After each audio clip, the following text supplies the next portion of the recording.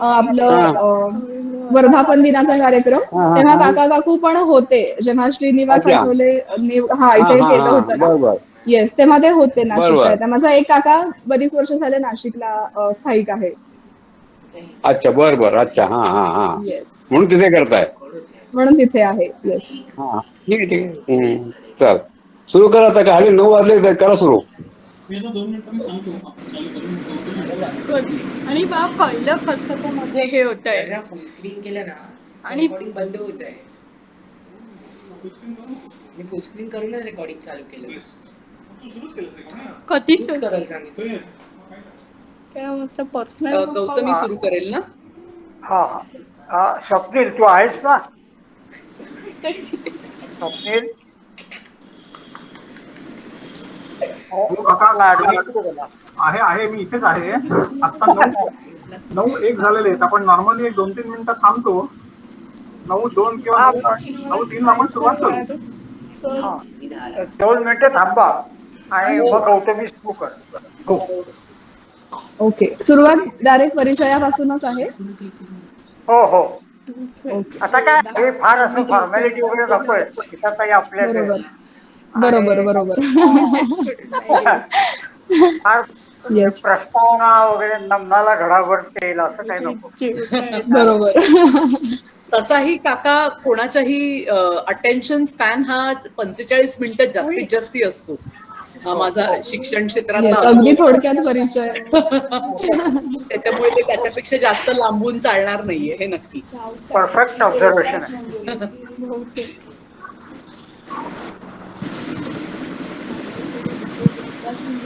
कारण मी आणि स्वप्नील दादा पण तेच बोललो होतो की हा म्हणजे उगाचच ते लांबणीवर न टाकता लोकांचं जे क्वेश्चन आन्सर असतील ते जास्ती घेऊया. हो हो. आणि मला अगदी हे आता इथे हेच सांगायचं होतं की वेळ झाली की मला अगदी कृपया सांगा की आता टाइम इज अप. कारण काही वेळेला काय होतं बोलण्याच्या ओघामध्ये विसरलं जातं. तरी मी बरोबर. माझ्या बाजूला हे ठेवलंच आहे, मोबाईलवर क्लॉक ठेवलेलंच आहे. पण तरी अगदी निसंकोच सांगा मला की आपली वेळ संपत आली आहे म्हणून. हो अगदी अगदी. ठीक आहे. माझ्या सकट सगळ्यांनी म्यूट करा. गौतमी बोलायला सुरुवात करेल. येस, नमस्कार सगळ्यांना. जसं स्मिताताई म्हटल्या त्याप्रमाणे अगदी थोडक्यातच परिचय मी करून देते आहे. आपण सगळे त्यांना ओळखतोच. तर डॉक्टर स्मिता आठवले ह्या स्वतः कन्सल्टंट प्रॉस्थोडॉन्टिस्ट आहेत व त्यांचं स्वतःचं क्लिनिक सुद्धा आहे. त्याच प्रकारे 1998 पासून त्या डेंटोफेशियल रिहॅबिलिटेशन सेंटर मध्ये कार्यरत आहेत. तर 2001 पासून दीनानाथ मंगेशकर हॉस्पिटल पुणे येथे त्या पेशंट्सची अविरत सेवा करत आहेत. त्याच प्रकारे गेल्या 22 वर्षांपासून त्यांना डेंटिस्ट्री ह्या क्षेत्रात टीचिंग एक्सपिरियन्स आहे व DY पाटील कॉलेज येथे त्या प्रोफेसर पोस्ट ग्रॅज्युएट व PhD गाईड म्हणून काम बघतात. इंडियन प्रोस्थोडॉन्टिक सोसायटी यांची पुणे ब्रँच व कम्प्लीट क्लेफ्ट केअर सेंटर च्या त्या फाउंडर मेंबर देखील आहेत. त्याचप्रमाणे geriatric society of India Pune chapter च्या त्या जॉईंट सेक्रेटरी आहेत व 1999 पासून rotary club of Poona west च्या त्या मेंबर आहेत. त्याचप्रकारे Indian dental association and Indian society of oral इम्प्लांटॉलॉजीच्या देखील त्या मेंबर आहेत. तर अशी थोडक्यात परिचय मी त्यांचा करून दिला आहे.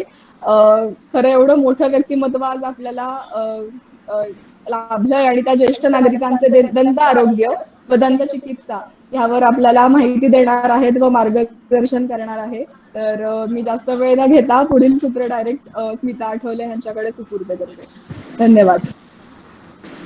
धन्यवाद गौतमी, छान ओळख करून दिलीस. आणि खरोखर माहेरच्या माणसांपुढे काही लहान थोर काही नाही, आपला कौटुंबिक कार्यक्रमच आहे असं समजून मी बोलणार आहे आज. सर्वात पहिल्यांदा 1-2 मिनिटं. प्रदीप हे कोण आहेत? त्यांनी अजून म्यूट नाही केलेलं. अनम्यूट आहेत ते अजूनही.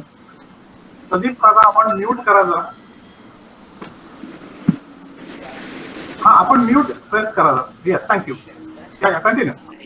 ओके. सर्वात पहिल्यांदा आभार मानायचे नाही आहेत, पण तरी सुद्धा विनायक काकांचे आभार मानलेच पाहिजेत, कारण ही कन्सेप्ट मनामध्ये घेऊन हा कार्यक्रम करूया असं त्यांनी प्रोत्साहन दिलं. आणि हॅट्स ऑफ टू स्वप्नील दादा. म्हणजे काही काही वेळेला आपण टेक्नॉलॉजी पुढे ही पिढी आपली आपण मठ्ठ असतो असं मला काही काही वेळेला वाटायला लागतं. पण स्वप्नील दादांनी खूप कष्ट घेऊन हे कसं नीट सुसूत्रपणे करता येईल ह्याच्यासाठी खूप मदत केली. कारण झूम हे परिचयाचं माध्यम होतं. ह्या माध्यमावरचं हे माझं पहिलंच प्रेझेंटेशन आहे. तर जास्ती वेळ न घालवता आपण विषयाकडे सुरुवात करूया. की आता गौतमी म्हणाली तसं मी जेरियाट्रिक सोसायटी ऑफ इंडियाची मेंबर आहे. जेरियाट्रिक म्हणजे थोडक्यात अगदी की सिनियर सिटीजन्स, म्हणजे वयवर्ष 60 आणि अधिक हे लोक आणि त्यांच्या आरोग्याच्या त्यांच्या वयानुसार असणाऱ्या काही खास समस्या ह्यांचा विशेष अभ्यास आम्ही जेरियाट्रिक सोसायटीमध्ये करतो. आता त्याचसाठी जेरियाट्रिक डेंटिस्ट्री अशी डेंटिस्ट्रीमध्ये एक वेगळी ब्रँच आता येऊ घातली आहे. जशी पीडियाट्रिक डेंटिस्ट्री आहे तशी जेरियाट्रिक डेंटिस्ट्री ही ब्रांच येऊ घातलेली आहे की ज्येष्ठ नागरिकांच्या दातांच्या म्हणून काही खास समस्या असतात. तर बेसिकली आपल्यासारख्या देशामध्ये जिथे ट्रीटमेंटचा खर्च हा खूप डोईजड होतो सगळ्यांनाच, तर तिथे नेहमी असं आपण म्हणूया की prevention is better than cure. म्हणजे रोग होऊन त्याच्यावरती खर्च करत बसण्यापेक्षा रोग होऊच नये याच्यासाठी आपण काय करू शकतो याची जाणीव करून देणं ही या लेक्चरची फलश्रुती असेल असं मला वाटतं. So flash a smile with 32 intact. Slides इंग्लिशमध्ये असतील पण मी मराठीमध्ये बोलीन. काही काही टेक्निकल फार असेल तर ते इंग्लिशमध्ये सांगेन. हे होतंय का नीट बघू. सो थोडक्यात माझी ओळख गौतमीनी करून दिलीच आहे. एकदा परत एक रिकॅपची कंपल्सरी स्लाइड. दातांचं आरोग्य किंवा दातांचं म्हणण्यापेक्षा तोंडाचं आरोग्य हे एवढं महत्वाचं काय आहे की तोंड हे शरीराचं प्रवेशद्वार मानलं जातं. म्हणजे आपण जे खातो पितो किंवा आपल्या तोंडाच्या लाळे वाटे किंवा आपल्या तोंडा वाटे जे काही आपल्या तोंडात जातं हा एक मार्ग.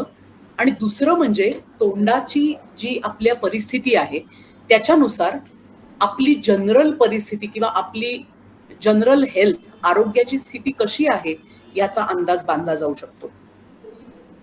तोंडाच्या आरोग्याची वाताहत झाली असेल तर त्या गोष्टींचा ऑस्टिओपोरोसिस म्हणजे हाडं वेगाने झिजणे किंवा स्ट्रोक किंवा पक्षाघात, हार्ट अटॅक येणं, मधुमेह असणं, पोटाचे वेगवेगळे प्रॉब्लेम्स असणं जसं की इरिटेबल बॉवेल सिंड्रोम की बाबा कधी डायरिया आहे कधी कॉन्स्टिपेशन आहे या सगळ्या गोष्टी आणि वेगवेगळ्या प्रकारचे श्वसनाचे विकार ह्यांचा सुद्धा तोंडाच्या आरोग्याशी जवळचा संबंध आहे असं संशोधन आता समोर येत आहे.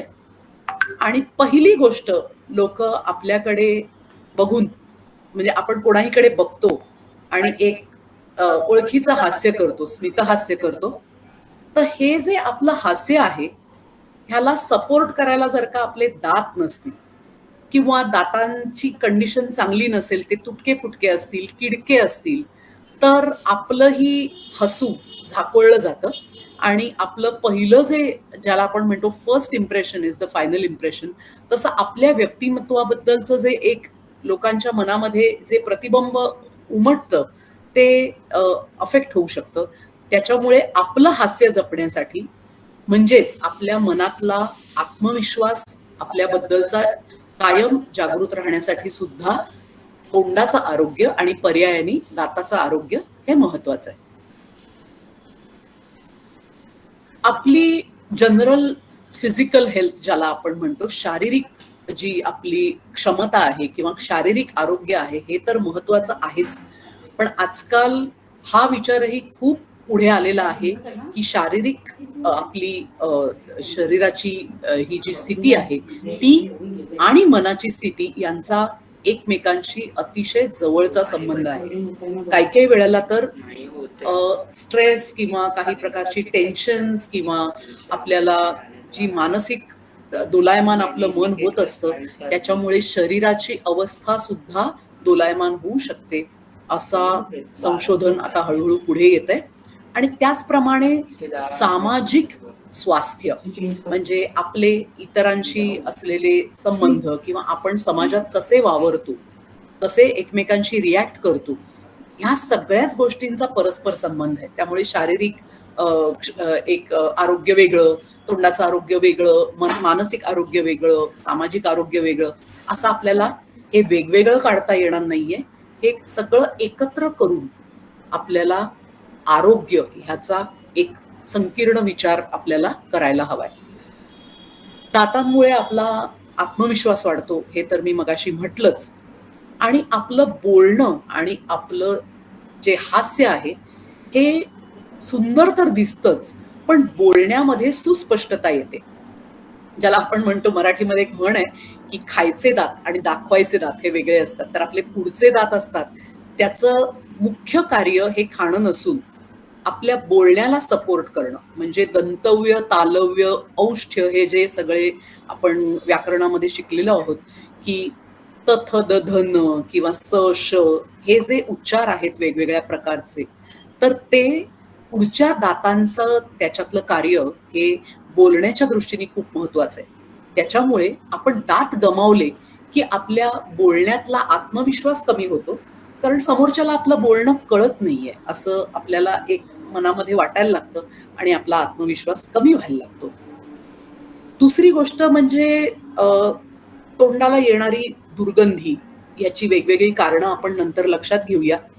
किंवा तुमचं एक प्रकारचं अस्पष्ट बोलणं, कारण दात नाहीयेत त्याच्यामुळे समोरच्याला आपण जे काय बोलतोय ते नीट कळत नाहीये, हे एक. आणि त्याची आपल्याला असलेली जाणीव हे दुसरं. आणि एकूणच त्याच्यामुळे ढासळणारं चेहऱ्याचं सौंदर्य, असं न म्हणता एकूणच चेहऱ्याचा जो लोकांच्या समोर असणारा अपिअरन्स आहे, तो अपिअरन्स एकूणच अफेक्ट होणं, असे वेगवेगळ्या प्रकारचे परिणाम जर का तोंडाचं आरोग्य ढासळलं तर हे सगळे परिणाम आपल्यावर होऊ शकतात. जसं मार्क ट्वेन म्हणतो तसं चेहऱ्यावर सुरकुत्या जरूर असाव्यात, त्याच्याबद्दल काही नाही. चेहऱ्यावरच्या सुरकुत्या ह्या एकेकाळी तुमच्या चेहऱ्यावरचं हास्य कुठे होतं ते दर्शवतात. त्यामुळे सुरकुत्या असू द्यात, पण तुमचं लकाकणारं जे हास्य आहे ते तसंच्या तसंच असलं पाहिजे, ह्याच्याकडे आपण लक्ष दिलं पाहिजे. त्यामुळे मगाशी मी म्हटलं त्याप्रमाणे दाताची ट्रीटमेंट ही भयंकर खर्चिक आहे बुवा, फार त्याच्यासाठी फार पैसे पडतात, हे मी वारंवार ऐकलेलं आहे वाक्य. आणि त्याच्यासाठी आज एक सामाजिक बांधिलकी म्हणून हा उपक्रम आमचं Indian prosthodontic society, geriatric society, rotary club या सर्वांनी मिळून ठरवलं की लोकांचं प्रबोधन करायचं तोंडाच्या आरोग्याबद्दल. म्हणजे काय होईल, prevention is better than cure. रोगच होऊ नाही द्यायचा. रोग होऊ नाही दिला की रोगामुळे होणारा जो खर्च आहे, जो आपल्या सामान्य भारतीय नागरिकाला तर परवडण्यासारखा नाहीच आहे, पण दातांची ट्रीटमेंट ही जगभरच ही न परवडण्यासारखी आहे, त्याच्यावर कित्येक विनोदही आहेत. तर हे सगळं जे आहे ते आपण टाळूया आणि प्रिव्हेन्शनकडे आपण लक्ष देऊया, म्हणजे रोग टाळण्याकडे आपण लक्ष देऊया, कारण तो सर्वात सोपा मार्ग आहे. दुसरं म्हणजे आपल्याला दातांच्या डॉक्टरकडे जायला पाहिजे. हे कधी महत्वाचं आहे, हे तुमचं तुम्ही कसं ताडून बघू शकता याच्याबद्दल काही एक 4-5 सूचना मी देणार आहे. जर का तोंडाला दुर्गंधी येत असेल आपल्या, हे आपल्याला जाणवतंय, किंवा कोणतरी पटकन घरातलं बोलून जातं की जरा चूळ भरून या बघू, तोंडाला वास येतोय, किंवा काहीतरी चघळा बघू, तोंडाला फार वास येतोय, आज दात ब्रश केलेत का तुम्ही व्यवस्थित, तोंडाला वास येतोय, असं कोणी दुसऱ्यांनी म्हणणं जे खूप क्लेशकारक आहे, किंवा ज्याची जाणीव आपल्यालाच होणं. तर ही तोंडाची दुर्गंधी का होतीये हे समजून घ्यायचं असेल तर तुम्हाला दाताच्या डॉक्टरकडे जायला पाहिजे. लूज टीथ, काही दात जर का तुमचे असे वाटत असतील की ते हलतायत बोलताना म्हणा किंवा काही करताना जर का हलतायत असं तुम्हाला वाटत असेल, किंवा त्याच्याविषयी तुमच्या मनात शंका निर्माण झाली असेल, नॉर्मल जे दात असतात, दातांची जी आरोग्यपूर्ण स्थिती असते, त्याच्यामध्ये दात हाडामध्ये चांगले चपखल बसलेले असतात, घट्ट बसलेले असतात रोवून, जसा भिंतीत एखादा खिळा रोवून बसलेला असतो. तर ते जर का हलायला लागले तर दातांच्या मध्ये किंवा दातांना सांभाळणाऱ्या हिरड्या आणि हाडं यांच्यामध्ये प्रॉब्लेम आहे हे आपण समजून जायचंय आणि दाताच्या डॉक्टरकडे जायचंय. दातावर जर का डाग पडले असतील, सगळ्यांचेच दात खूप पांढरे शुभ्र असतात असं मी म्हणत नाही, ती निसर्गाची देणगी आहे. पांढऱ्या, पिवळसर, करड्या अशा विविध प्रकारच्या 33,000 छटा ह्या माणसाच्या दातांमध्ये दिसून येतात. दातांची छटा वेगळी असणं किंवा एखाद्याची शेड वेगळी असणं ही गोष्ट समजू शकतो आपण. जसं आफ्रिकन लोकांचे तुम्ही दात बघितलेत तसे पांढरे शुभ्र दात त्यांचे असतात. त्या मनाने आपले दात थोडेसे क्रीमिश पिवळसर कलरचे असतात. किंवा युरोपियन बघितले तर त्यांच्या दातात थोडीशी करडी छटा असते. पण दातावर डाग पडलेले असणं हे मात्र नॉर्मल नाहीये. तुमच्या दातावर जर का डाग असतील तर त्याची काही अगदी रोजच्या व्यवहारातली कारणं म्हणजे तुमच्या दातावरती चहा कॉफीचे डाग असू शकतात, कोणाला तंबाखूचं व्यसन असेल तर ते डाग असू शकतात, किंवा तुम्ही कुठल्या प्रकारचे काढे किंवा कुठली आयर्न टॉनिक्स वगैरे घेत असाल त्याचे डाग असू शकतात, किंवा काही वेगळ्या कारणांमुळे सुद्धा डाग असू शकतात. किडलेल्या दातांवर आधी प्रारंभी काळसर डाग दिसायला लागतो आणि मग त्याचं किडीत रूपांतर होतं. त्यामुळे दातावर डाग काय आहेत हे समजून घ्यायला सुद्धा तुम्हाला दाताच्या डॉक्टरकडे गेलं पाहिजे. जर का दाताचं तुम्ही क्लिनिंग करून घेतलं नसेल, ते काय असतं हे नंतर पुढे आपण बोलूच या, पण जर का दातांचं क्लिनिंग ही आता एक नेहमीची, जसं आपण चेकअप म्हणतो की मी दाताच्या डॉक्टरकडे वार्षिक तपासणीला चाललोय किंवा चाललीय, त्याप्रमाणे दातांची साफसफाई करून घेणं हे आता बऱ्यापैकी समाजामध्ये रुळलेलं आहे. जर का तुमच्या कुटुंबामध्ये रुळलेलं नसेल तर ते जरूर यावर्षीपासून रुळवून घ्या. जर का तुमच्या दातांची साफसफाई डेंटिस्ट कडून झाली नसेल गेल्या वर्षी किंवा त्याच्या गेल्या वर्षी किंवा त्याच्या आधी कधीच नाही, तर तुम्हाला दाताच्या डॉक्टरकडे गेलं पाहिजे. कुठल्याही प्रकारचं दुखणं हे नॉर्मल नसतं की सहन करण्या इतपत दुखत होतं त्याच्यामुळे मी लक्ष दिलं नाही, असं करू नका. कुठल्याही प्रकारचा पेन, कुठल्याही प्रकारचं दुखणं दातांचं, तोंडाचं कुठलंच हे नॉर्मल नाही, किंवा ते जराशाने थांबून जाईल म्हणून त्याच्याकडे दुर्लक्ष करायचं नाही. कुठल्याही प्रकारे दुखत असलं तर कुठल्याही प्रकारचे प्रयोग स्वतःवर न करता दाताच्या डॉक्टरला आपल्याला भेटायचंय. दुखणं नसेल तर हे 3 या गोष्टींकडे बघा तुम्ही: डिस्कम्फर्ट, इरिटेशन आणि अल्सरेशन. म्हणजे तुम्हाला कुठल्याही प्रकारचा दुखत नाहीये दात, पण त्याच्यामुळे काहीतरी त्रास होतोय, त्याच्यामुळे काहीतरी अनकम्फर्टेबल फिलिंग आहे, तरी तुम्हाला डॉक्टरांकडे जायचंय. दातामुळे कुठल्याही प्रकारचं इरिटेशन होतंय, म्हणजे समजा एखादा दात तुमच्या गालाला घासत असेल, त्याचा शार्पनेस जिभेला त्रास देत असेल, किंवा दुसऱ्या प्रकारे कुठल्याही प्रकारे काही इरिटेशन होत असेल तर तेही डॉक्टरांना दाखवायला पाहिजे. आणि तोंडात आलेला फोड, ज्याला आपण उष्णतेचा फोड किंवा तोंड आलंय म्हणतो, अशी अवस्था खूप दिवस टिकली नाही पाहिजे. म्हणजे उष्णतेमुळे तोंड आलं असेल तर ते 1-2-3 दिवसात मावळलं पाहिजे. तसं जर का ते गेलं नाही आणि तो फोड किंवा तो अल्सर किंवा व्रण तोंडामध्ये टिकून राहिला तर तुम्हाला दाताच्या डॉक्टरला दाखवलं पाहिजे. आजकाल तोंडात कवळी असणं, म्हणजे पूर्ण कवळी किंवा काही दात गेलेले असताना केलेली जी कवळी असते ती जर का सैल झाली आणि ती वारंवार निसटतीये, जेव्हा लक्षात घ्या, ही गंमत मी पेशंटशी नेहमी बोलते आणि पेशंटना ते इतकं पटतं की आपण जेव्हा म्हणतो की माझा शर्ट सैल झालाय, तेव्हा शर्टाला काहीच झालेलं नसतं, आपण बारीक झालेला असतो आणि आपण म्हणतो की माझा शर्ट सैल झालाय. त्याचप्रमाणे जेव्हा तुमच्या कवळ्या सैल होतात तेव्हा खाली असलेल्या हाडाची झीज झालेली असते आणि त्याच्यामुळे जी कवळी इतके दिवस बसत असते ती थोडी थोडी थोडी करून सैल व्हायला लागते. अशा सैल कवळ्या पण काही हानी करू शकतात. त्याच्यामुळे पण तुम्हाला त्यावेळेला दाताच्या डॉक्टरला भेटायला हवं. अजून कधी दाताच्या डॉक्टरकडे जायला पाहिजे? आता आपण जरा अशा कारणांकडे वळूया ज्याच्याकडे कदाचित तुमच्यापैकी कोणी लक्ष दिलं नसेल. तुमच्या कवळ्या जर का 5 वर्ष किंवा त्याच्यापेक्षा जुन्या असतील तर त्या कवळ्या परत करून घेण्यासाठी तुम्हाला दातांच्या डॉक्टरकडे जायला हवं. एक जुना गैरसमज होता. माझ्या 3 मावशा ज्यांना वय वर्ष 40 या वेळेला कवळी लागली, तेव्हा मी शिकत असेन, आणि नंतर त्यांनी ती कवळी बदललीच नाही.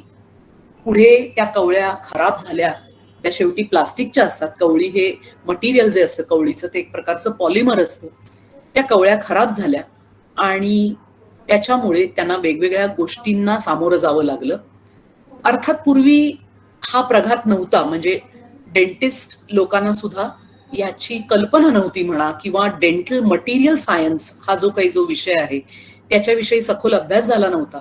त्यामुळे प्लास्टिक सतत तोंडात राहून ते जर का जुनं झालं तर त्याच्यामुळे काय काय हानी होऊ शकते हे डेंटिस्टना माहिती नव्हतं. त्यामुळे पर्यायाने पेशंटना सुद्धा माहिती नव्हतं. पण जर का तुमच्या कवळ्या 5 वर्षापेक्षा जुन्या असतील तर तुम्ही दाताच्या डॉक्टरकडे नक्की गेलं पाहिजे. आणि कवळ्यांना जरी सकृत दर्शनी काही प्रॉब्लेम नसेल तरी सुद्धा त्या कवळ्या बदलून घेतल्या पाहिजे. दुसरी गोष्ट, जर का कवळ्या सैल होत आहेत म्हणून तुम्ही आजकाल बाजारामध्ये दातांसाठी ऍडेझिव्ह मिळतात, म्हणजे चक्क डिंकासारखा पदार्थ असतो ज्याने तात्पुरतं ते डेंचर व्यवस्थित बसल्याचा आभास निर्माण होतो. पण डेंचर ऍडेझिव्ह वापरायला लागतंय ह्याचा अर्थ ती कवळी तुम्हाला नीट मापात बसत नाहीये, फिट होत नाहीये. अशा वेळेला तुम्हाला दाताच्या डॉक्टरकडे गेलं पाहिजे.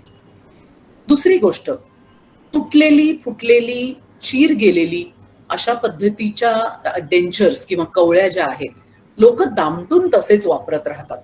आणि मग काय होतं, त्या जिथे चीर पडलेली आहे किंवा जिथे तुटलेला आहे तिथे जो भाग खरखरीत झालेला असतो तो पेशंटच्या तोंडाला लागून लागून त्याला इजा होण्याची शक्यता असते. त्याच्यामुळे अशा वेळेला सुद्धा दाताच्या डॉक्टरकडे दाखवायला गेलं पाहिजे. डेंचर थोडंसं तुटलंय, कवळीला क्रॅक गेली आहे, पण आता मी चालवू शकतोय किंवा चालवू शकते अशा पद्धतीने ह्याच्याकडे न बघता थोडंसं जागरूकतेने बघून त्याच्यासाठी आपण काहीतरी केलं पाहिजे. किंवा दात नसून सुद्धा, हे दात काही नसतील किंवा सगळेच नसतील, दात नसून सुद्धा जर का पेशंट कवळी वापरत नसेल तर हे चुकीचं आहे. कुठलाही अवयव जेव्हा देव आपल्याला देतो तेव्हा मला असं वाटतं की देवाने काहीतरी विचार केलाच असणार. त्याच्यामुळे दात आपल्याला जे देवाने दिलेले आहेत ते खरं तर आपल्याला 100 वर्ष टिकण्यासाठी दिलेले आहेत. ते आपल्या निष्काळजीपणामुळे, त्यांच्याकडे लक्ष न दिल्यामुळे, त्यांचं आरोग्य न सांभाळल्यामुळे जर का गेलेले असतील तर आता तुम्हाला या काळामध्ये पर्यायी दातांची व्यवस्था आहे, त्याचं उपचार पद्धती तुम्हाला मिळणार आहे, तर ती जरूर वापरावी. त्याच्यामुळे कवळी न वापरणं हा कुठल्याच प्रकारे उपाय होऊ शकत नाही. त्याचे शरीरावर दूरगामी परिणाम होतात. पहिला परिणाम पचनावर होतो. त्याच्यामुळे जर का पेशंट माझ्याकडे आला आणि तो म्हणाला की मला दात नाहीयेत किंवा काही दात नाहीयेत, काही आहेत, पण माझं काही अडत नाहीये बुवा, म्हणजे मी जेवू शकतोय, तर मी त्यांना हे स्पष्ट सांगते की म्हणजे तुमचं कार्य 100% होत नाहीये दातांचं. याचा परिणाम काय होईल? अर्धवट चावलेलं, तोंडामध्ये जे पचन व्हायला पाहिजे ते पचन न झालेलं असं अन्न जठरात ढकललं जाईल. त्याचं पर्यायाने पुढे नीट पचन होणार नाही आणि त्याच्यामुळे पोटाच्या आणि पचन संस्थेच्या वेगवेगळ्या समस्या निर्माण होतील. त्यामुळे दात गमावले असतील तर ते परत कसे लावून घेता येतील त्याच्याकडे तुम्ही लक्ष दिलं पाहिजे. कुठल्याही प्रकारे चावताना, खाताना किंवा गिळताना कुठल्याही प्रकारे तुम्हाला जर का काही समस्या जाणवत असेल तर वरकरणी छोटा वाटणारा प्रॉब्लेम काही काही वेळेला कॅन्सर स्वरूपात सुद्धा पुढे येतो आणि तोंडातल्या कॅन्सरचं पहिलं निदान हे बरेचदा दाताचे डॉक्टरच करत असतात. त्याच्यामुळे काही काही वेळेला तर नॉर्मल तपासणीच्या वेळेला सुद्धा आमच्या लक्षात येतं की कॅन्सरचा चट्टा तोंडात निर्माण झालाय किंवा घशात निर्माण झालाय आणि त्याच्यामुळे पेशंटला खाताना, गिळताना, चावताना प्रॉब्लेम होतोय. ह्याही गोष्टी काही काही वेळेला लक्षात येतात. आणि दुसरी गोष्ट, सर्वात महत्वाची गोष्ट म्हणजे तुमचे नॅचरल दात आहेत काही काही लोकांचे दात खूप पुढे असतात किंवा काही काही लोकांच्या दातात फटी असतात आणि लोकांना त्याच्याविषयी मनामध्ये खूप संकोच असतो. तर असा कुठल्याही प्रकारचा संकोच असेल तर आता काय माझं वय उलटून गेलं, आता काय मला म्हणजे आता काय ह्याचं होणार आहे, जाऊ दे जसं आहे तसंच मला वावरावं लागणार आहे.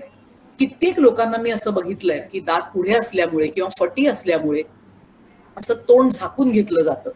अशी मंडळी हसतात पण मोठ्या मुश्किलीने. तर असं नको व्हायला.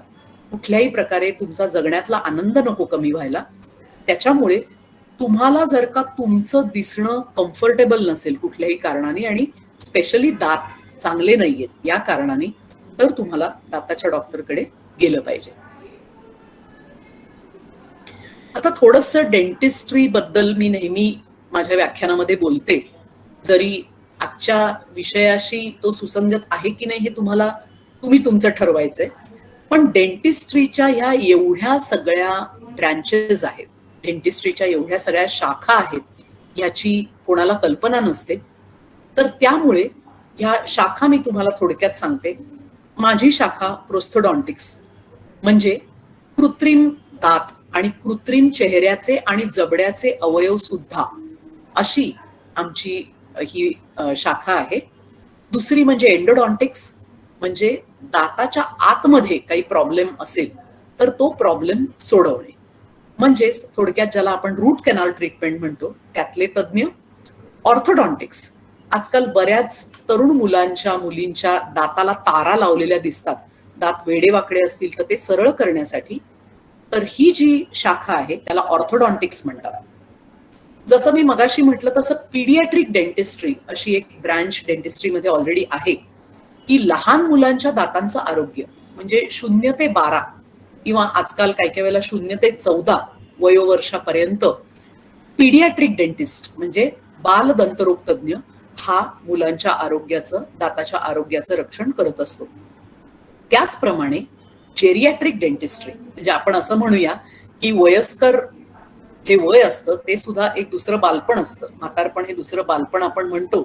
तर त्याचप्रमाणे जशी पीडियाट्रिक डेंटिस्ट्री आहे तशी जेरियाट्रिक डेंटिस्ट्री पण असायला पाहिजे, कारण त्या वयाचे दातांच्या समस्या ह्या वेगवेगळ्या आहेत आणि त्या वयाच्या मानसिक जी जडणघडण तोपर्यंत झालेली आहे त्याच्यामुळे ज्या काही समस्या आहेत त्यामुळे ह्या पेशंट्सना हँडल करायची आमची पद्धती ही वेगळी असायला पाहिजे.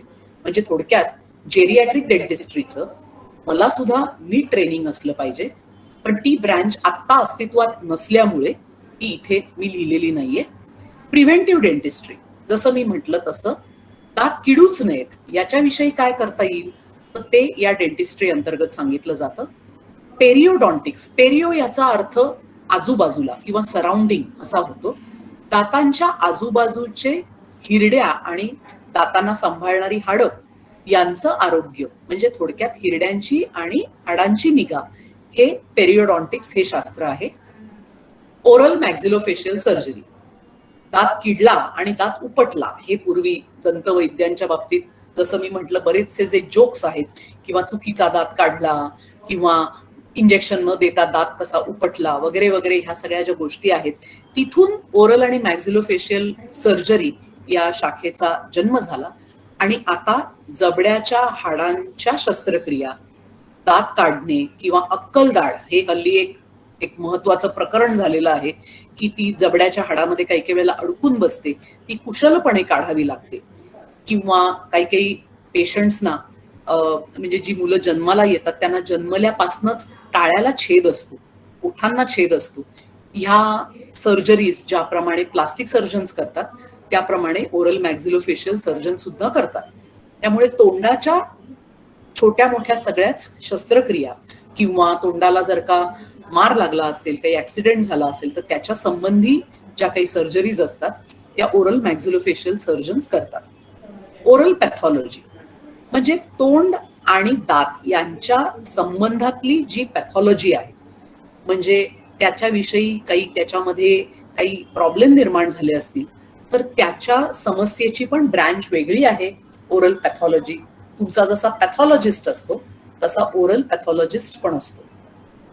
कम्युनिटी डेंटिस्ट्री आपण असं म्हण वापरतो की कधी मोहम्मद पर्वताकडे तर कधी पर्वत मोहम्मदाकडे.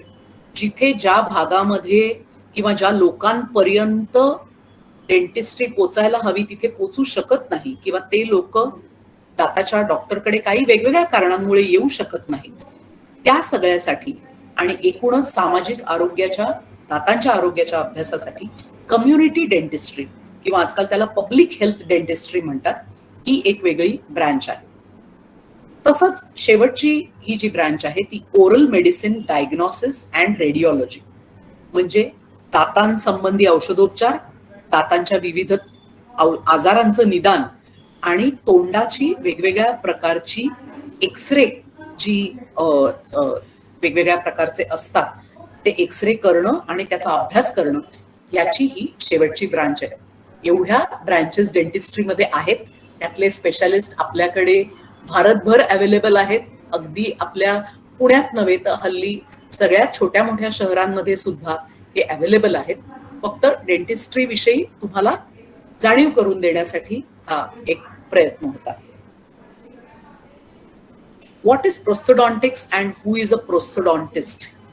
जसं मी म्हटलं, प्रोस्थेसिस म्हणजे कुठल्याही प्रकारचा कृत्रिम अवयव. आता तुम्ही जयपूर फूट वगैरे ऐकलं असेल की foot prosthesis, hand prosthesis, finger prosthesis म्हणजे काय? एखाद्याला पाय नाहीये त्याला फूट प्रोस्थेसिस दिला म्हणजे त्याला कृत्रिम पाय बनवून दिला. तसंच प्रोस्थोडॉन्टिक्स, डॉन्टिक्स म्हणजे टीथ, आर्टिफिशियल म्हणजे कृत्रिम दात, म्हणजे ह्या कृत्रिम दातांचं शास्त्र म्हणजे प्रोस्थोडॉन्टिक्स. पण आता जसं मी म्हटलं तसं हे तोंडाच्या बाबतीत तरी सर्वव्यापी झालेलं आहे की नुसत्याच मिसिंग दात किंवा नसलेले दात ह्या दातांचं पुनरुज्जीवन करणं हेच फक्त प्रोस्थोडॉन्टिक्स नाहीये. तर समजा कॅन्सरग्रस्त टाळ्याचा भाग काढला असेल तरी सुद्धा आम्ही तो टाळा कृत्रिम रीतीने लावून देतो. एखाद्याचा डोळा गेला असेल तर कृत्रिम डोळा बनवून देतो. जबड्याचं काही हाड मिसिंग असेल तर तो भाग प्लास्टिकचा किंवा दुसऱ्या सिलिकॉन मटेरियलचा बनवून देण्याचा प्रयत्न करतो. तर हे जे सगळं शास्त्र आहे त्याला प्रोस्थोडॉन्टिक्स म्हणतात आणि हे करून देणारा जो डेंटल स्पेशलिस्ट आहे तो प्रोस्थोडॉन्टिस्ट आहे. सो थोडक्यात माझ्या शाखेची तुम्हाला ओळख करून देते. आणि जनरली सिनियर सिटीजन्स हे दाताच्या डॉक्टरकडे मेन त्यांची समस्या असते की आम्हाला दात नाहीयेत, त्याच्यामुळे वेगवेगळे प्रॉब्लेम आहेत, आम्हाला दात बसवून घ्यायचेत. त्याच्यामुळे प्रोस्थोडॉन्टिस्ट हा जेरियाट्रिक डेंटिस्ट्रीचा म्हणजे वयस्क नागरिकांच्या साठी जे दातांची वेगवेगळे उपचार पद्धती आहे त्याच्यात प्रोस्थोडॉन्टिस्ट हा फार महत्वाचा रोल निभावून नेत असतो नेहमी. आता ह्याच्यामध्ये वेगवेगळे जे प्रोस्थेसिस आहेत याची एक जंत्री आहे त्याच्यामध्ये. फारसं त्याच्यामध्ये खूप मी तुम्हाला काय म्हणूया त्याला क्लिष्ट पडेल असं काही सांगणार नाही. पण ढोबळमानाने काढा घालायचे दात, रिमुवेबल डेंचर्स, म्हणजे तुम्ही कवळ्या पाहिल्यात वरच्या खालच्या पूर्ण कवळ्या वयस्क लोक घालतात त्या पद्धतीच्या, किंवा चक्क तारा असलेल्या काही दात गमावलेत म्हणून केलेल्या कवळ्या, किंवा एखाद्या दातासाठी केलेली कवळी, या सगळ्या रिमुवेबल प्रकारामध्ये येतात. फिक्स म्हणजे तुम्ही दातावरची कॅप किंवा क्राऊन हे ऐकलं असेल. दाताला एक दात गेला म्हणून मी शेजारच्या दातांवरती ब्रिज बसवला शेजारच्या दातांचा आधार घेऊन, हे ऐकलं असेल. तर हे सगळं तुमच्या फिक्स प्रोस्थोडॉन्टिक्स मध्ये येतं. आता मी जसं म्हटलं की आम्ही डोळे बनवतो, कान बनवतो, नाक बनवतो, टाळ्याचा भाग बनवतो, ह्या सगळ्या हे जे शास्त्र आहे हे मॅक्झिलोफेशियल प्रोस्थेसिस मध्ये येतं. तर अशा प्रकारचा आणि आजकाल एक नवीन आलेली ब्रांच ज्याच्याबद्दल लोकांना खूप खूप उत्कंठा आहे ती म्हणजे इम्प्लांट प्रोस्थेसिस. आता थोडक्यात पेशंट जेव्हा म्हणतो काय हो ही काय डॉक्टर भानगड आहे इम्प्लांट म्हणजे, मी त्यांना सरळ सांगते की ज्याप्रमाणे तुम्हाला भिंतीवर समजा एखादी फ्रेम लावायची तर तुम्ही भिंतीत खिळा ठोकाल आणि त्याला ती फ्रेम टांगाल, त्याप्रमाणेच दाताचं जे सपोर्टिंग हाड आहे तिथलं दात गेल्यानंतर त्या हाडामध्ये एक टायटॅनियम या धातूचा खिळा रोवला जातो. तो तुमच्या शरीराकडनं आत्मसात केला जातो. त्याच्या भोवती हाड नव्याने त्याच्या हाडाचं गठन होतं आणि त्याच्यावरती आपण कृत्रिम दात त्या स्क्रूच्या साह्याने बसवतो, ज्याला इम्प्लांट्स असं म्हटलं जातं. सो ह्याच्याविषयी खूप लोकांना उत्कंठा आहे, जे आपण ह्याच्याविषयी नंतर बोलूया. आता कारण काय आहेत की दात का जातात, दात का किडतात, ह्याच्याविषयी आपण पटकन बघूया. काही वेळेला ट्रॉमॅटिक इंजुरीज, तोंड कुठेतरी आपटलंय, दुर्दैवाने ऍक्सिडेंट झालाय, किंवा अगदी क्षुल्लक कारण असतं की लहानपणी शाळेत बाकावर मारामारी होते दोन मुलांची, बाकावरती तोंड आपटतं आणि दात जातो. अशा वेगवेगळ्या ट्रॉमॅटिक इंजुरी ह्या ज्या आहेत, किंवा ऍक्सिडेंटल ज्याच्यामुळे दात गेलेला आहे, हे एक कारण. दुसरं महत्वाचं कारण इथे तुम्हाला दिसतंय, वाताहत झाली या सगळ्या दातांची. दात किडून खराब होणे, बॅक्टेरियल अटॅकमुळे दात किडून खराब होणे, दाताचं आरोग्य न सांभाळल्यामुळे दात खराब होणे, ज्याला केरीज म्हणतात. डेंटल डिकेलाच केरीज असा शब्द आहे. हे एक दात जाण्याचं महत्वाचं कारण आहे. याच्यात बाकीही काही कारण मी तुम्हाला सांगते की जसं मगाशी मी म्हटलं पेरियोडॉन्टिक्स, की दाताच्या आजूबाजूच्या या ज्या हिरड्या आहेत आणि दातांना सांभाळणारा जे हाड आहे, त्यांनी जर का दातांची साथ सोडली तर मग ही अशी अवस्था येते आणि याच्यामुळे चांगला दात खिळखिळा होऊन तो पडून जाण्याची शक्यता असते. त्याला पेरियोडॉन्टल डिझीज म्हणतात. सिस्ट, मॅलिग्नन्सीज किंवा ट्युमर्स, तोंडात सुद्धा विविध प्रकारचे कॅन्सर्स, विविध प्रकारचे ट्युमर्स, विविध प्रकारचे सिस्ट, हे जशी गुठळी आहे अशा प्रकारच्या काही काही गोष्टी होऊ शकतात. आणि त्याच्यामुळे सुद्धा ते काढताना पर्यायाने त्याच्या जवळपासचे जे दात असतात ते सुद्धा काढावे लागतात.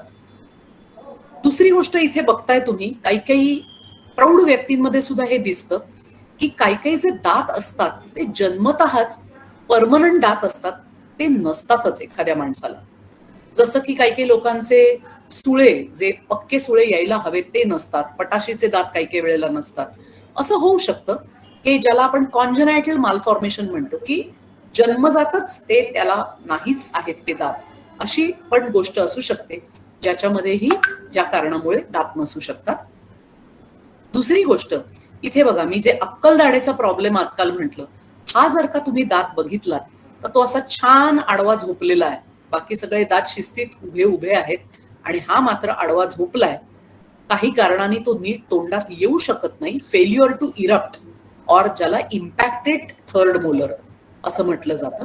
याची खास सर्जरी करून ते काढूनच टाकायला लागतो तो दात. त्याला दुसरा पर्याय राहत नाही, कारण तो दात त्या आजूबाजूच्या स्नायूंना पण त्रास द्यायला लागतो, शेजारच्या दाताला पण त्रास द्यायला लागतो, म्हणून हा दात काढायला लागतो. सो फेल्युअर टू इरप्ट हे सुद्धा दात जाण्यामागचं एक कारण आहे. आणि इमॅजिन करा तुम्ही की एक अतिशय सौंदर्यवती अशी, आणि तिला जर का दातच नसले तर तिचं सौंदर्य काय राहिलं. खरोखरच दाताचं असणं हे आपल्या एकूणच आपल्या व्यक्तिमत्वाचं असणं ह्याच्याशी सुसंगत आहे, ही काही अतिशयोक्ती नाहीये. त्याच्यामुळे नुसतं दिसणं याला असं मी म्हणत नाही, की कोणी मला म्हणेल सुद्धा की आम्हाला काय दिसण्याचं एवढं नाही. असं काही काही वेळेला पेशंट मला म्हणतात सुद्धा बाणेदारपणे की आम्हाला काही दिसण्याचं एवढं नाहीये.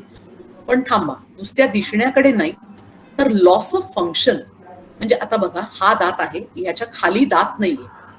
दात हे मिक्सरचे ज्याप्रमाणे ब्लेड्स असतात, किंवा एखाद्या जात्यावरती जसं आपण दोन ह्याच्यामध्ये धान्य दळलं जातं, तसं जर का त्या अन्नाचं चरवण झालं नाही, व्यवस्थित चावणं झालं नाही, त्याचे बारीक कण झाले नाही, तर सगळंच पचन खोळंबून जातं. किंवा जसं मी म्हटलं, हा पुढला दात गेलेला आहे, त्या माणसाचं बोलणं निश्चितच अफेक्ट झालेलं असणार आहे, थोडंसं बोबडं झालेलं असणार आहे. त्यामुळे दिसण्यासाठी नव्हे, पण लॉस ऑफ फंक्शन म्हणजे कार्यक्षमता जाणं, हे दात जाण्यामुळे होऊ शकतं. आणि हे आपल्याला टाळायचंय, किंवा दुर्दैवाने झालेलं असेल तर मात्र त्याची आता आपण भरपाई करून घ्यायची आणि मूळचं आरोग्य तोंडाला प्राप्त करून द्यायचंय. टीथ मायग्रेशन होतं कसं बघा, मी मुळातली मुंबईकर आहे, त्याच्यामुळे नेहमी हे मी मुंबईतलं उदाहरण देते. डोंबिवली फास्ट किंवा विरार फास्ट अशा लोकलमध्ये तुम्ही आहात, 4 जण अगदी एकमेकांना खेटून बसलेले आहेत 3च्या सीटवर. एक माणूस उठून जातो बोरिवलीला, त्याच्यानंतर उरलेली माणसं ऐसपैस बसतात. त्याच्यानंतर आणखीन एक माणूस उठून जातो आणि मग जी 2च माणसं उरलेली असतात ती तिसरा माणूस उठून गेल्यावर आणखीन ऐसपैस बसतात. तसंच एखादा जर का दात नसेल तर त्याच्या जागेमध्ये शेजारचे, वरचा किंवा वरचा दात मिसिंग असेल तर खालचा त्या दिशेने मायग्रेशन करायला लागतात किंवा त्या दिशेने स्थलांतर करायला लागतात. ह्याला हा निसर्गाचा नियमच आहे. ते दात सैलावतात आणि त्याच्यामुळे तोंडातली जी घट्ट त्यांची संरचना आहे त्याच्यात बिघाड निर्माण होतो आणि त्याच्यामुळे पर्यायाने चावण्याची जी क्रिया आहे त्याच्यात बिघाड निर्माण होतो. हे बघा, हे दात कसे, म्हणजे आता हा इथला दात नाहीये तर हा शेजारचा दात त्याच्या जागेमध्ये सरकला आहे आणि त्याच्यामुळे सगळ्याच रचनेमध्ये बिघाड झालेला आहे. हे दात नाहीयेत खालचे, त्याच्यामुळे वरचे दात हे खाली उतरले आणि त्याच्यामुळे सुद्धा उरलेल्या संरचनेमध्ये बिघाड झालेला आहे. त्यामुळे मायग्रेशन हे दात नसण्यामुळे दातांचं मायग्रेशन होतं आणि त्याचाही खूप दूरगामी परिणाम होतो. स्वप्नील दादा, मला वाटतं आता 41 झालेले आहेत, तर मी एक अजून 2-4 मिनिटात आटपते, मग आपण क्वेश्चन आन्सर घेऊया. कारण तसं लेक्चर खूपच लांबच जाईल. जसं आपण म्हटलं होतं तसं ते 2 पार्टमध्ये मी लॉजिकली स्प्लिट केलंय. तर आपण पटकन पुढे जाऊया 2-3 स्लाइड्स. 9:45 पर्यंत आपण कंटिन्यू करू आणि नंतर question. तर तुम्हीच मला सांगा, म्हणजे मग मी थांबेन. Okay okay. दुसरं महत्वाचं कारण, दात गेले तर त्याचा सगळ्या चेहऱ्यावर परिणाम होतो आणि काही लोकांना हा जो जबड्याचा बिजागरी सांधा आहे, हा ओपन क्लोज करताना हा जो आहे या टेम्परोमॅन्डिब्युलर जॉईंट मध्ये म्हणजे कानशिलाच्या जागी इथे भयंकर दुखणं चालू होतं. ते कशामुळे होतंय कळत नाही, कमी होत नाही, त्याच्यामुळे ताण वाढतो, एकूणच मानसिक स्वास्थ्य पण ढळू शकतं. तर हा जो TMJ प्रॉब्लेम आहे, टेम्परोमॅन्डिब्युलर जॉईंटचा जो पेन आहे, ह्या रिजन मधला जो पेन आहे तो काही वेळेला दातांच्या नसण्यामुळे होऊ शकतो. आता ह्याच्यामध्ये एका स्लाइड मध्ये 3 चित्र आहेत की तुमच्या चेहरेपट्टीमध्ये आणि एकूणच संरचनेमध्ये चेहऱ्याच्या कसा बदल होतो हे बघूया. की पहिल्यांदा जेव्हा तुमचे दात आहेत आणि तुमची हाडं आहेत व्यवस्थित ठीकठाक, तेव्हा चेहऱ्याला एक प्रकारचा सपोर्ट असतो. म्हणजे तुमचे गाल आणि तुमचे ओठ यांना, जबड्याचे जे स्नायू आहेत यांना हे दात एक प्रकारचे सपोर्ट करत असतात. जसे दात जातात, जसं वय वाढतं, हाडं झिजायला लागतात, दातांची हानी व्हायला लागते, तसा थोडासा असा अपिअरन्स व्हायला लागतो. हे जी हनुवटी आहे त्याला एक प्रकारचा पॉइंटेडनेस आलेला तुम्हाला इथे दिसेल आणि हा जो मधला भाग आहे जो इतके दिवस चांगला सपोर्टेड होता तो आता दातांच्या लॉसमुळे त्याला एक पंच्ड इन अपिअरन्स आलाय. म्हणजे अगदी थोडक्यात सांगायचं तर कोणी ठोसा दिलेला आहे की काय असं वाटावं असा हा अपिअरन्स येतो. आणि अगदी शेवटी याच्याविषयी काहीच तुम्ही उपाययोजना केली नाही, म्हणजे गेलेले दात जर का तुम्ही कृत्रिम रीतीने बसवले नाहीत तर मात्र शेवटी हा असा चेहरा आणि पर्यायाने हे स्नायू सगळे ढासळलेले किंवा हा पंच्ड इन अपिअरन्स, हे पॉइंटेड हनुवटी किंवा खालचा जबडा हँगिंग राहणं, हे सगळं ह्याच्यामुळे होऊ शकतं. So it is found to have a significant effect on the residual ridge resorption. म्हणजे उरलं सुरला जो जबडा आहे, उरलं सुरलं जे जबड्याचं हाड आहे त्याची झपाट्याने होणारी झीज हे होतं. दुसरी गोष्ट, चेहऱ्याची उंची कमी होते, चेहऱ्याचा पूर्ण आकार उकार बदलून जातो. चेहऱ्याचं जे मी मगाशी एस्थेटिक्स म्हटलं की चेहऱ्याचं सौंदर्यच म्हणूया ते ढासळून जातं पूर्णपणे. हे सगळं दातांच्या नसण्यामुळे होऊ शकतं.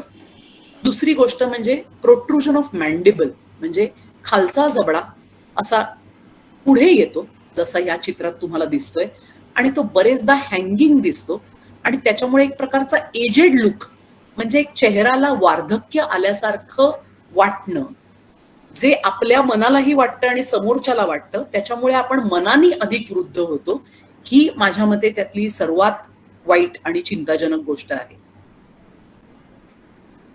आता दाताचा सर्वात महत्वाचा उपयोग काय, तर माझ्या मते निसंशय खाणं हा आहे. तुमचे दात नसले तर तुमची खाण्याची क्षमता, चावण्याची क्षमता कमी होते. तुमचे जे स्नायू आहेत चेहऱ्याचे, ते स्नायू खप्पड व्हायला लागतात किंवा असा आत गेल्यासारखा काही काही वेळेला गाल असे खपाटीला गेल्याचा एक प्रकारचा अपिअरन्स असतो. आणि दातांचा जो चावण्याचा फोर्स असतो तो काही दात जरी निघून गेले थोडेफार तरी ती क्षमता आपली कमी होते.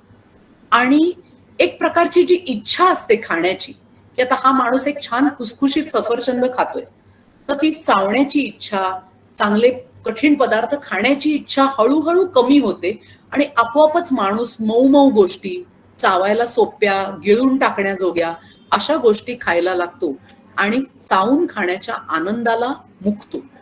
आणि हे जे मऊ मऊ पदार्थ असतात, हे जे नरम गरम डाएट जे आहे, त्याचा सगळाच अगदी नकारात्मक परिणाम सगळ्या शरीरावर होतो.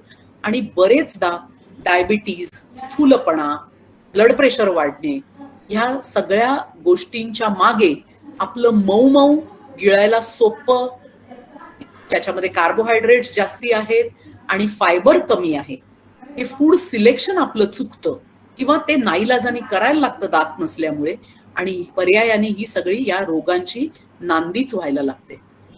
डॉक्टर, कन्क्लुडिंग स्लाइड्स 9:46 झालेत. ओके, आपण आता कन्क्लूड करूया. जसं आपण म्हणूया की लास्ट इम्पॅक्ट स्लाइड जी असते स्वप्नील दादा, की हा थोडक्यात तो इडेन्च्युलस लुक आहे लॉस ऑफ टीथचा, की ज्याच्यामुळे हा अपिअरन्स आपल्याला जर का टाळायचा असेल तर we have to replace teeth. When we lose one, we have to have one immediately. So पुढचं हे सगळं आपण नंतर क्वेश्चन आन्सर्स मध्ये किंवा पुढच्या आपण लेक्चर जेव्हा केव्हा घेऊ तेव्हा बघूया. आता हे जे लेक्चर आहे ते मी इथेच थांबवते. हा भाग आपण ठरल्याप्रमाणे कधी जेव्हा संधी मिळेल तेव्हा पुढच्या वेळेला डिस्कस करूया. आपण आता काही क्वेश्चन आन्सर्स घेऊया. कोणाला काही जरूर. प्रश्न असतील तर विचारू शकता.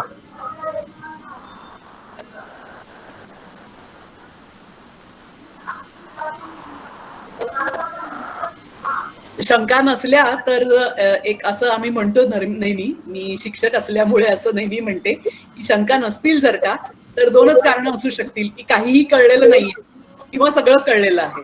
तर सगळं कळलेलं असेल तर आय एम व्हेरी हॅपी. नाही, श्रीकांत काकांनी एक प्रश्न विचारलाय चॅट मध्ये. दंतवैद्यांकडे जाण्याचे बऱ्याच वेळा टाळले जाते, असे का? त्याच्याकडे आपल्या समाजामध्ये बरीचशी अशी कारणं आहेत की बरेचदा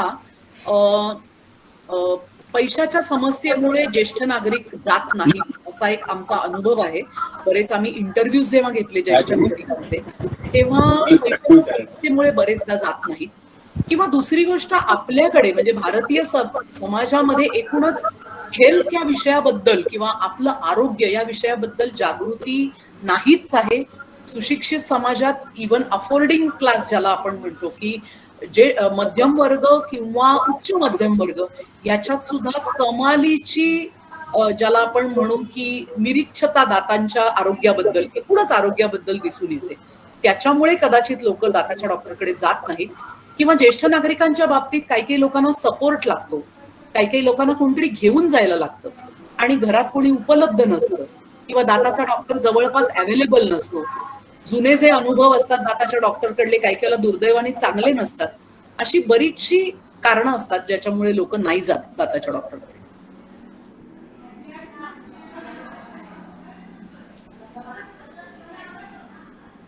सतीश काका, तुम्ही म्यूट आहात, तुमचा आवाज नाही येते.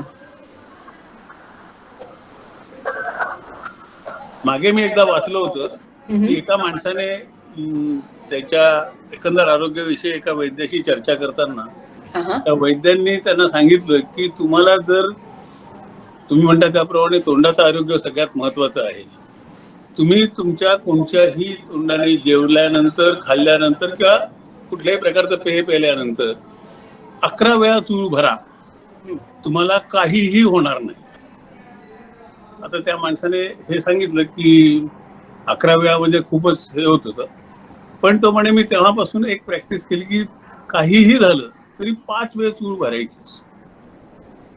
आणि तेव्हापासून म्हणे मला दातांचा त्रास जो त्याचे दात हे झाले होते आणि त्याचा ऐकून मी सुद्धा, म्हणजे साधारण आता या गोष्टीला तर वर्षभर झालं असेल, मी सुद्धा केव्हा आपलं निदान कमीत कमी जेवल्यानंतर तरी गरज नसली तरी 5 वेळा भरतो.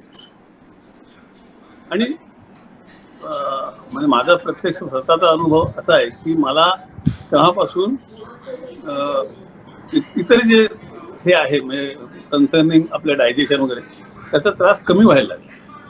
आणि दाताचा तर त्रास म्हणजे मला ब्रीज आहे, माझे काही दाढा निघालेल्या आहे, काही कॅप आहे, पण तेव्हापासून मला या सगळ्याचा कुठलाही त्रास झालेला नाही.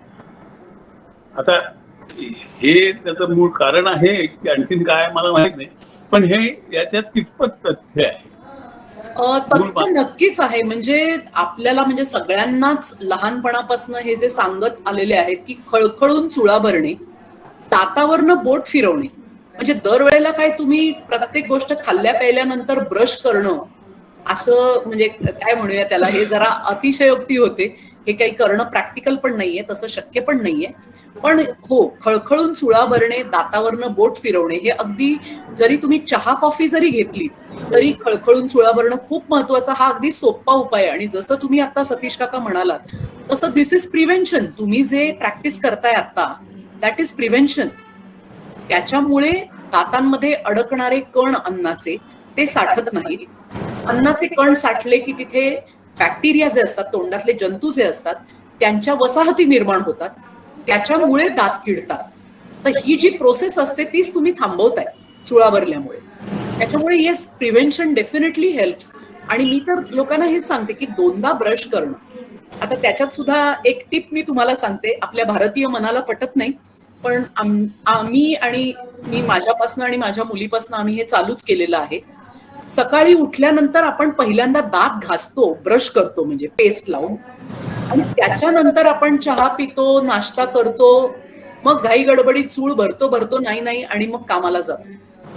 त्याच्यापेक्षा सकाळी उठल्यानंतर चुळा भरून दातावरती बोट फिरवून, ज्याला दंतमुख मार्जन असं पूर्वी म्हणत असत, तसं करून तुम्ही जर का खाण्यापिण्यानंतर म्हणजे नाश्ता केल्याच्या नंतर घरातनं निघायच्या आधी जर का दात ब्रश केले तर तुमचं दाताचं आरोग्य अधिक टिकून राहील. अर्थात जसं लोक म्हणतात तसं आम्हाला ते पटत नाही, किंवा आता तशी सवय राहिलेली नाही. सवय आपण लावण्यावर असते. त्याच्यामुळे जर एखादी सवय तुम्हाला मदत करणार असेल, जसं तुम्ही हा मार्ग अवलंबलात की तुम्ही चुळा भरून नवीन सवय लावलीत स्वतःला, तर तसं करायला काहीच हरकत नाही. दुसरी सर्वात महत्वाची गोष्ट म्हणजे भरपूर पाणी पिणे.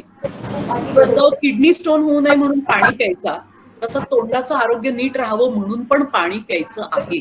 म्हणजे सगळीकडे चुळा भरणं कदाचित जमणार नाही. तुम्ही कोणाकडे तरी चहा प्यायला गेलात आणि तुम्हाला चुळा भरणं जमलं नाहीये, तर तुम्ही तोंडात पिण्याचं पाणी घेऊ शकता, खळखळू शकता तोंडामध्ये आणि पिऊन टाकू शकता. त्यांनी सुद्धा बरंचसं तोंडात कीटण साठणं हे कमी होणार आहे. So this is all prevention. अगदी उत्तम उपाय आहे चुळा भरणं आणि बोट फिरवणं. पण चुळा भरून बोट फिरवणं दातावरनं हा ब्रशिंगला पर्याय नाही, हे लक्षात ठेवा.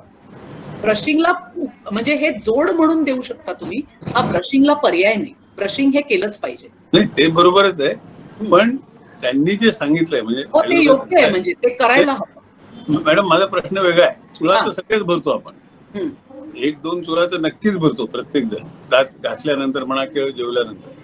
पण त्यांनी जे 11 वेळा किंवा आपण 5 वेळा, आता जसं मी प्रॅक्टिस करतोय 5 वेळा, या संख्येला काही एक नाही, संख्येला मी महत्व नाही देणार. ते तुम्ही किती रिगरसली आणि जोरकसपणे चुळा भरता, म्हणजे तोंडामध्ये किती वेळ ते पाणी खुळखुळून घेता, ह्याला महत्व मी जास्ती देईन. म्हणजे 11 वेळा म्हणजे आता असं म्हणतात की एक घास 32 वेळेला चावून खावा. तो तसा 32 वेळेला आपण चावून खातो हे प्रॅक्टिकल आहे का? तर माझ्या मते मी तरी मोजायला जात नाही किती वेळा मी हे करते. पण एवढा कॉन्शियसनेस माझ्या मनात नक्की आहे की माझं अन्न चावून त्याचं पीठ झालंय का नीट तोंडामध्ये, तरच मी ते गिळीन.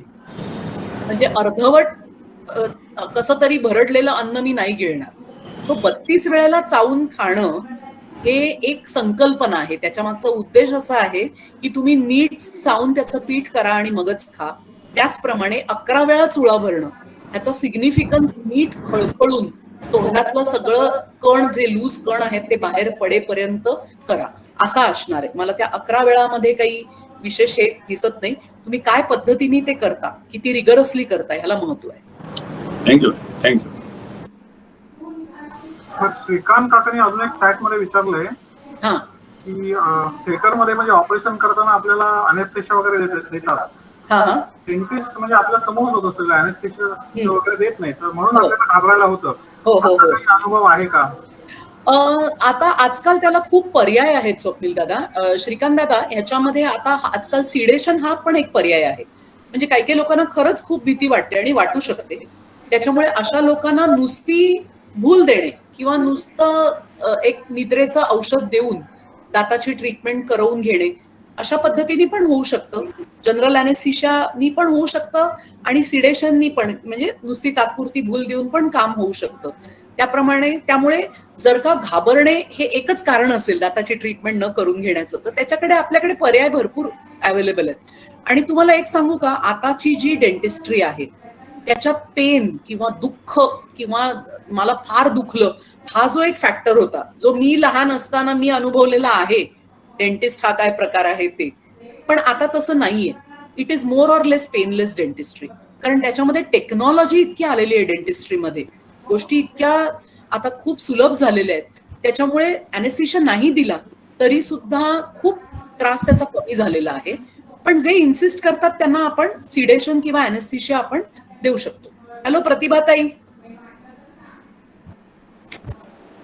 हॅलो मॅडम, हा बोला भास्कर काका बोला. मॅडम, मला असं विचारायचं आहे, मी ज्यावेळी पहिल्यांदा डेंचर बनवली त्यावेळी 25,000 खर्च आला. त्याच्यानंतर त्याला थोडी क्रॅक गेली. नंतर ते अनफॉर्च्युनेटली त्यावेळी डेंटिस्ट अवेलेबल नव्हता. पण त्या इथल्या रिसेप्शनिस्टनी मला टेक्निशियनचा पत्ता दिला.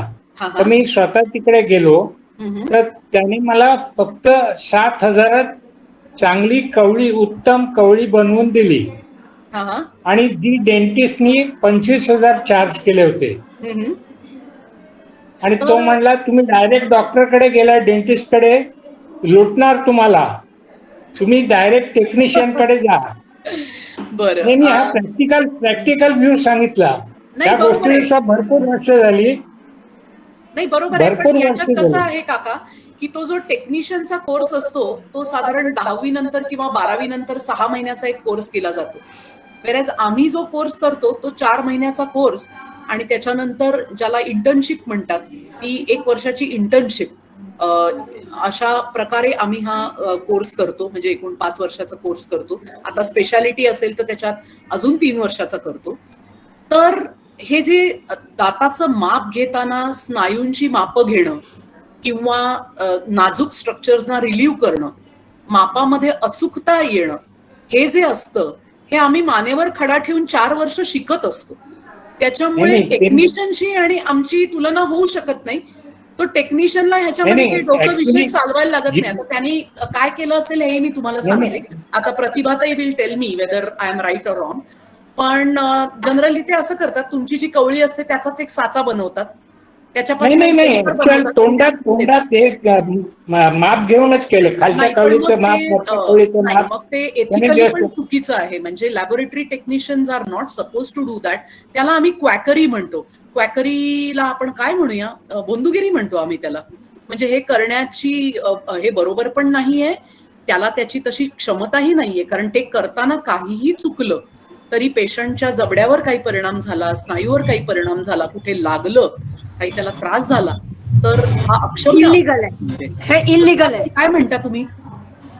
इल्लीगल आहे. ऍब्सोल्युटली. म्हणजे फक्त प्रश्न पैशाचा म्हणून नाहीये. बरोबर. Legally they are not supposed to do. 7,000 कुठे आणि 25,000 कुठे? नाही, हा ट्रेनिंग ह्याच्यामध्ये डॉक्टरचं स्किल येतं ना, पण रिस्पॉन्सिबिलिटी येते. नाही भास्करराव, ऐका माझं, डॉक्टर काय स्वतः टेक्निशियन नाही, तो कोणाकडे तरी टेक्निशियन म्हणून काम सुपूर्त करतोस ना, अपलोड करतोस ना काम. तू काय स्वतः बनवत नाही पार्शियल डेंचर त्या फुल डेंचर. नाही, पण आम्ही माप तसं नसतं काका. आम्ही माप घेण्याचं जे काम करतो, जे तुम्हाला त्रास होऊ नये अशा पद्धतीने आणि तुमच्या चेहऱ्याला किंवा जबड्याला सुसंगत व्हावं अशा पद्धतीने जे आम्ही अॅनाटॉमी, फिजिओलॉजी हे सगळं आम्ही शिकत असतो किंवा या सगळ्या गोष्टी शास्त्रोक्त पद्धतीने कशा कराव्यात हे आम्ही शिकत असतो, ते तो माणूस शिकलेला नसतो. पण मला असं वाटतं जास्ती वादात न पडता हे चुकीचं आहे हे तर मी म्हणेनच.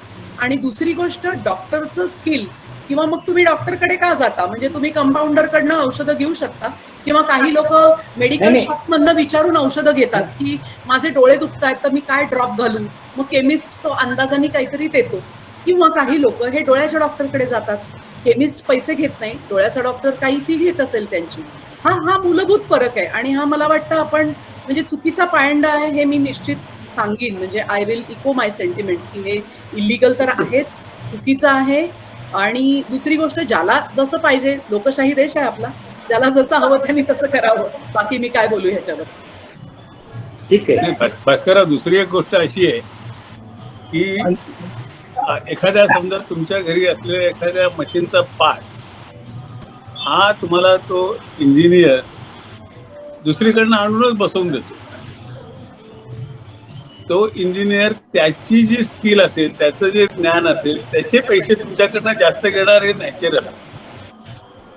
पण तुम्ही जर का तो तुमचा जो मशीन असेल ते जर का एखाद्या जो पार्ट बनवतो त्याच्याचकडनं करून घेतलं आणि उद्या जर त्या मशीन व्यतिरिक्त दुसरं काही नुकसान झालं तर त्याची जबाबदारी तो पार्टवाला घेत नाही.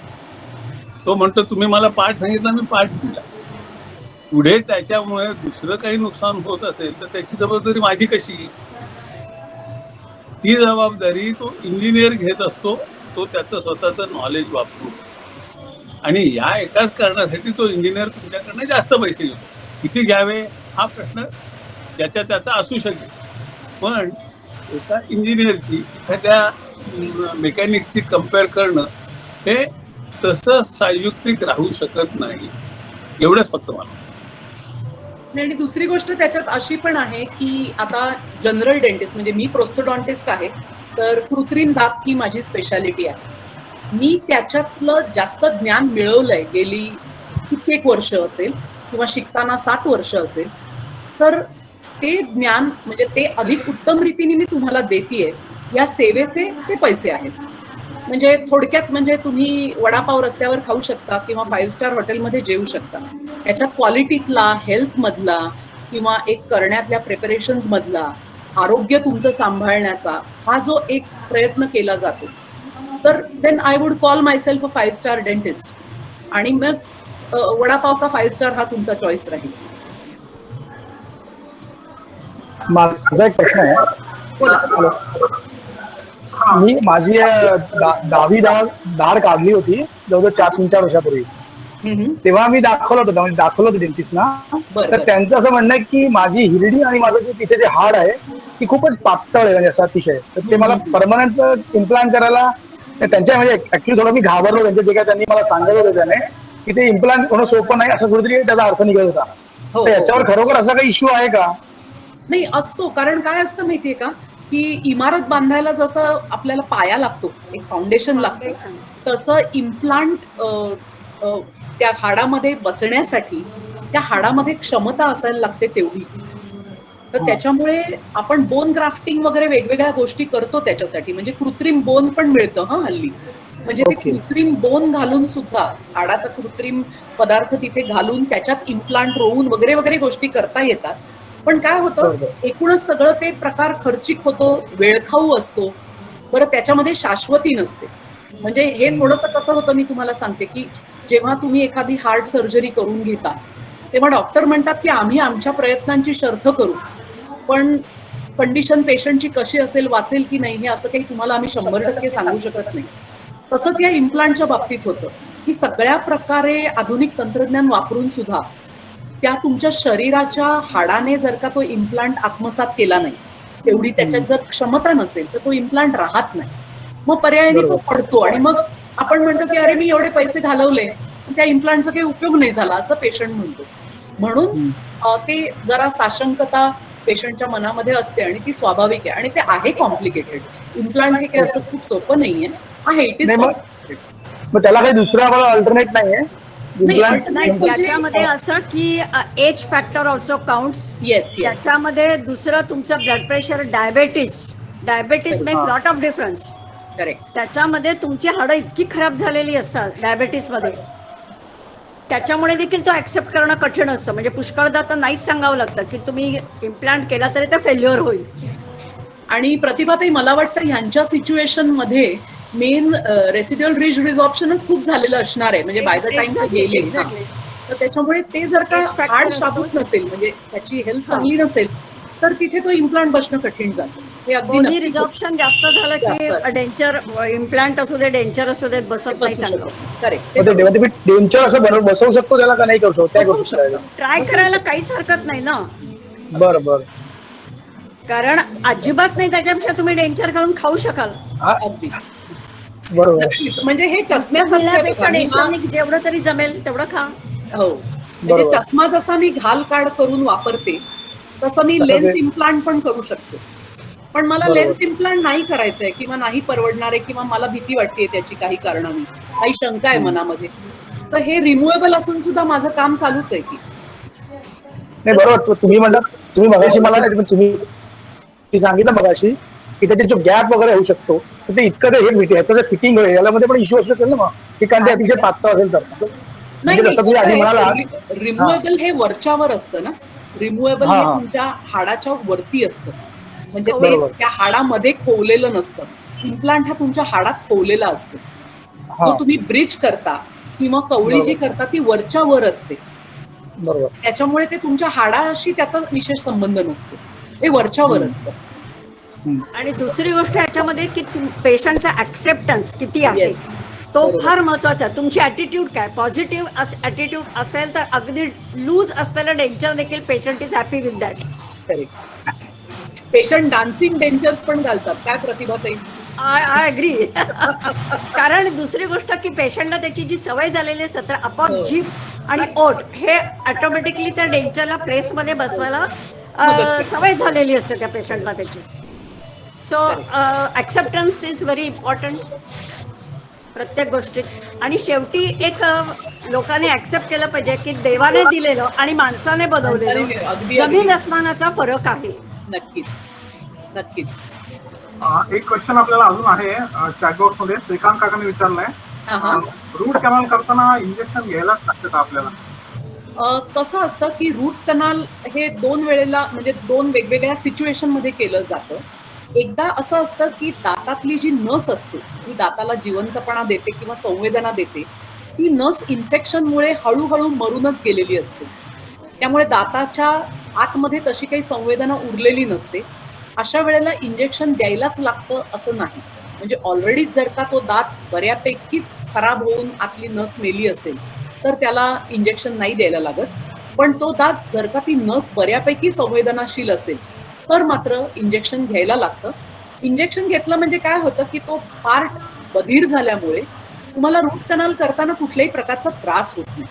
म्हणजे इंजेक्शनची धास्ती न बाळगता ट्रीटमेंट सुखकर होईल हे जर का मनाशी आपण बाळगलं तर त्याचा उपयोग होईल. त्यामुळे प्रत्येक रूट कनाल ट्रीटमेंटच्या वेळेला इंजेक्शन दिलंच जातं असं नाहीये. It all depends on the situation of the tooth. तो दात काय स्थितीत आहे त्याच्यावर सगळं अवलंबून. कोणाचे काही क्वेश्चन्स आहेत अजून? कोणाला काही शंका विचारायच्या? नंतर सुद्धा इव्हन व्हॉट्सअपवर वगैरे पण विचारू शकता किंवा फोन करू शकता, काही प्रॉब्लेम नाही. मला दोन गोष्टी विचारायच्या होत्या. हा विचार.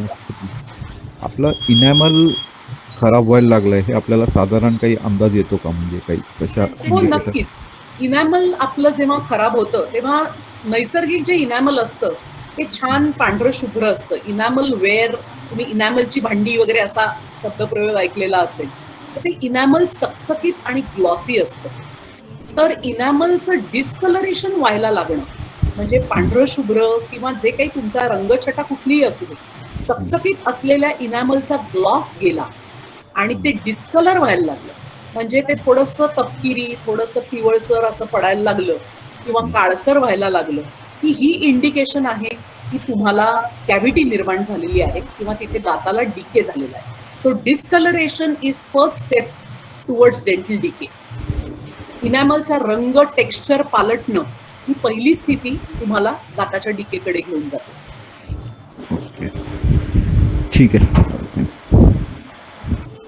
कोणाच्या काही अजून शंका नसतील तर सतीश काका आभार प्रदर्शन करूया. खरं तर माहेरवाशिणीचे आभार मानायची काही गरज नाही. नाही, पण त्यांच्या कार्यक्रमाची पद्धत आहे. अतुल काका करा तुम्ही. हो. हॅलो, हा, नमस्कार. मी अतुल आठवले, सांस्कृतिक मंचातर्फे आभार प्रदर्शन करणार आहे. सर्वप्रथम मी डॉक्टर स्मिताबाईंचे खूप खूप आभार मानतो. ज्येष्ठ नागरिकांचे दंत आरोग्य आणि दंत चिकित्सा विषयी त्यांनी केलेल्या मार्गदर्शनाचा आपल्या सगळ्यांनाच नक्कीच लाभ होणार आहे. तसेच त्यांनी आपल्या याविषयी असणाऱ्या अनेक प्रश्नांना प्रश्नांची आणि शंकांची सुद्धा जे काही निरसन केलंय त्यामुळे सुद्धा पुन्हा एकदा त्यांचे मी मनपूर्वक आभार मानतो. आज असे आपल्या आठवले परिवारातले जे आज सभासद उपस्थित आहेत त्यांची उपस्थित राहिल्याबद्दल त्या सगळ्यांचेही आभार मानतो. धन्यवाद. आणि दुसरं म्हणजे वेळ आज अपुरा पडला असं मी म्हणणार नाही. आपला वेळच 45 मिनिटाचा आहे आणि नंतर as I said attention span आपला तेवढाच असतो. पण आपण आज फक्त आरोग्याबद्दलच बोललो, म्हणजे शंका काय आहेत त्याच्याबद्दल बोललो, त्याचं समाधान काय आहे, ते कसं नीट करायचं, हे जे अतुल दादा आपलं आता जे बोलणं झालं की इम्प्लांट बसवता येईल का, डेंचर बसवता येईल का, तर हा याचा पार्ट 2 आहे. तर म्हणजे रिपीटेडली तुम्हाला बोर होईल ते, एका पाठोपाठ एक नको ऐकायला हे. पण कधीतरी जेव्हा भविष्य काळात आपल्याला जेव्हा असं वाटेल तेव्हा याचा पार्ट 2 म्हणजे ट्रीटमेंट ऑप्शन्स काय आहेत हे आपण नक्की बघूया. धन्यवाद. थँक्यू. प्रतिभाताई, thanks. Thank you very sorry I join late. नाही, नो प्रॉब्लेम. अरे माझ्याकडे जरा काही कल्याण आश्रमाचे काही लोक आलेली होते जेवायला. बरोबर. ते लेफ्ट आणि मग मी जॉईन केलं. Sorry. Good you join for question answers. मजा आली. प्रतिभाताई कोण आलं होतं तुमच्याकडे? माझ्याकडे कल्याण आश्रमाचे रमेशजी देसाई म्हणून, पूर्वी ते कोकण प्रांतात होते, त्याच्या आधी ते मेघालयात होते आणि आता पुण्याच्या आसपास राहून त्यांचं पूर्व सैनिक म्हणून आपलं जे चालतं काम, पूर्व सैनिक, हा, तर त्याच्यामध्ये हीच असोसिएटेड. आणि त्याच्यासाठी आता 2 दिवसाची बैठक होती, तर ते आता माझ्याकडे ते लोक जरा जेवायला आले होते नेमके, कारण आज त्यांचं संपून ते लोक परत जायचे होते गुजरातमध्ये मुंबईला. तर मग ते निघाले आणि मग मी जॉईन झाले. Very sorry. No problem. पण तरी क्वेश्चन आन्सर्सला तुम्ही होतात त्यामुळे मजा आली.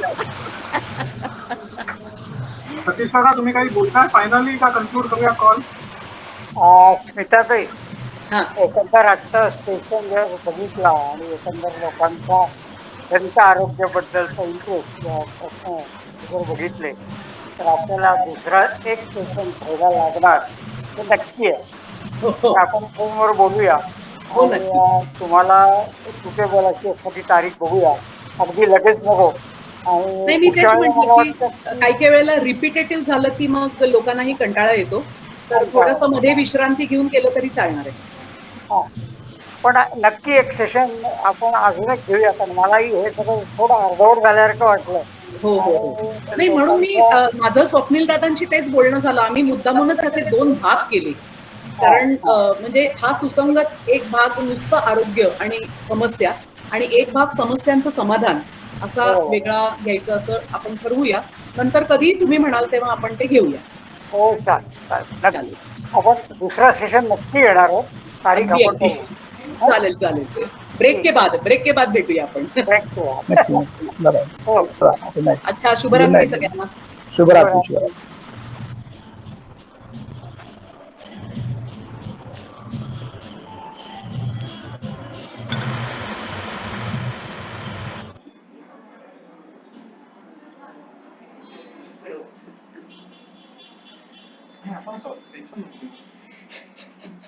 सेव्ह बंद करू. पण सेव्ह कुठे चाललाय? बंद केल्यावर सेव्ह होतं. बंद केल्यावर सेव्ह होतं कर. हे बटन दाबू. होय. 3, 2